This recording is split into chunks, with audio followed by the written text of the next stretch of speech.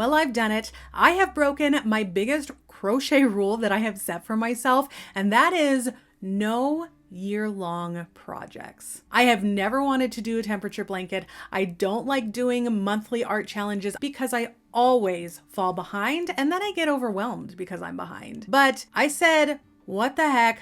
I'm gonna go ahead and start a year-long blanket project. I was scrolling through Instagram the other day and I came across this post by Bloody Mary Art. And when I saw that she had crocheted a granny square based off of the book cover she had just read, and that she's going to crochet a granny square for every book that she reads this year, I knew I had to participate in this challenge. So Bloody Mary Art was actually inspired by another creator. She was inspired by Jess by Puzzle by Plants, who makes crocheted book blankets. So last night I started my 2024 book blanket. Now, I read 109 books in 2023, and I anticipate that I will read somewhere around that number as well in 2024. But here's the thing. I'm already a month behind and I don't feel too stressed about it, surprisingly. So the moment I decided I was going to do this blanket, I actually picked up this book here. This is a modern guide to granny squares by Celine Seman and Leonie Morgan. And I picked this up because, I mean, sure, I can make your typical granny square, but if I'm going to make over 100 granny squares, I'm gonna have to change it up. And I really liked the look of this book, and so far so good. Now I'm going to need a lot of granny squares for this blanket, so if you do have any recommendations for granny square books or resources for some unique granny square ideas, please be sure to comment those down below. I would really appreciate that. But last night and early this morning, I did make 2 squares so far. The first one is based off of the first book that I read in 2024, and that is Wish by Barbara O'Connor. If you didn't see my January reading wrap up, Wish is a middle grade book that just makes you feel happy. It's just a happy story about a young gal named Charlie who finds a family and she adopts a dog, and it's just really cute. But here is the cover of that book, and here is the granny square that I made for that book. The book has a lot of like pinkish purples in it, but then I also wanted to pull in the grass as well as that beautiful like sunset that's going on. So we did do the purple and the yellow, and this is actually the 4-leaf flower pattern from this book. So in the book Wish, Charlie is making a wish every day, and she wishes on all kinds of things, and a 4-leaf clover is definitely one of them. So I decided to make like a 4-leaf clover-esque type of granny square. This one was really fun. It turned out really cute, and I do like the color combination. I do wish my purple was a little bit more on the pinky side, but it still works and I like it.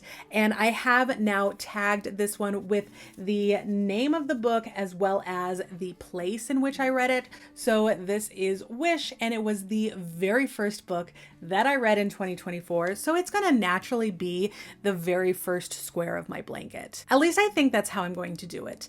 I was going to start sewing them all together as I go along, but then I realized that's a bad idea because I don't know how many books I'm going to read in 2024. Maybe I don't reach 100. Maybe I read 200. Who knows? And so I think what I'm going to have to do is make all of the squares ahead of time, and then at the end of the year, once I know my final book count, I can then start working with how I'm going to organize them all so that they fit into a blanket. So the next square that I made is actually this one right here. This one is inspired by the book I just finished a couple nights ago, which is called The First Ladies. This is a book by Marie Benedict and Victoria Christopher Murray, and I loved this book. Oh my gosh, this was all about Eleanor Roosevelt and her friendship with Mary McLeod Bethune. It was so good. If you like historical fictions, especially historical fiction about really important women in our history, definitely check this one out. But again, here is the cover of that book, and here is my square that I made. Again, it is from this modern guide to granny squares, and I really wanted to do a patchwork square because I did feel like it fit the story really well. But the thing about this patchwork square is that it requires, I believe it's 9 colors, so I really had to pick a lot of colors from this cover. I do wish it had a little bit more of that like rosy cherry blossom pink in in it. But overall, I am really happy with this one. It is just so cozy feeling, although it did turn out pretty gigantic.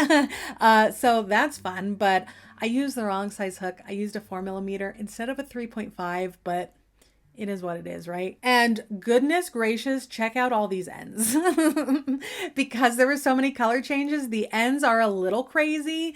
So I haven't had a chance to weave those in, and that'll probably take me all night to just sew in the ends of this one square, but I am still really happy with how this one turned out. And so far, those are the two squares I have. We have the very first book that I read, and then the last book that I read. So this was book number 1. This is book number 16. So we have 14 more squares that I need to make to get caught up. So to record all of my granny squares and keep everything as organized as I possibly can, I will be using my favorite website to keep track of all my whips, and that is Trello. Now, I am not sponsored. I'm not affiliated with Trello in any way. I just really do love this website to use to keep everything organized and to keep all of my projects notated in a way that I know where I've left off, I know what I still need to do, and I know what the heck is going on with each project. So I did create my very own blanket board.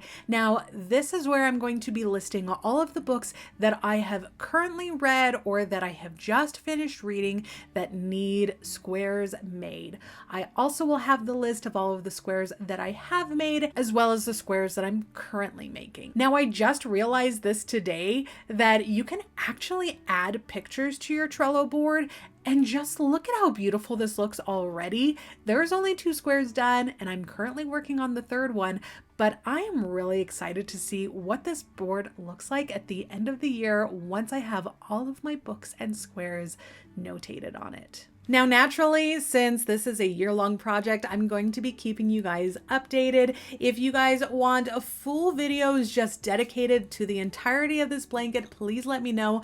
Otherwise, I can keep you updated with all of my monthly wrap-up videos that I do. Now, quickly, before we wrap up this video, I did want to say a giant thank you to every single one of you. We have passed 1,000 subscribers here on this channel, and I am so excited. Oh my goodness, I am so thrilled that so many of you want to talk books and crochet and all of the crafty things with me. I think it is so incredible. I love you all so much, and I appreciate every single one of you. You fill my days with joy and creativity and inspiration, and I don't know what I'd do without you all. Now, we are going to have a celebration, but I haven't quite worked out the details yet of how I want to do that celebration. So it might be a live stream here on YouTube. It might be a live stream over on Twitch. Not too sure yet. So just keep an eye on my community tab, because I will be sure to let you know a few days in advance before that celebration kicks off. But again, thank you all so much for subscribing. Thank you for all of the likes. Thank you for all of the comments and the shares. You guys are amazing. But I won't gush anymore. That's all I have to say about that. I love you so much. You are so wonderful, and I will see you all a little later. Bye.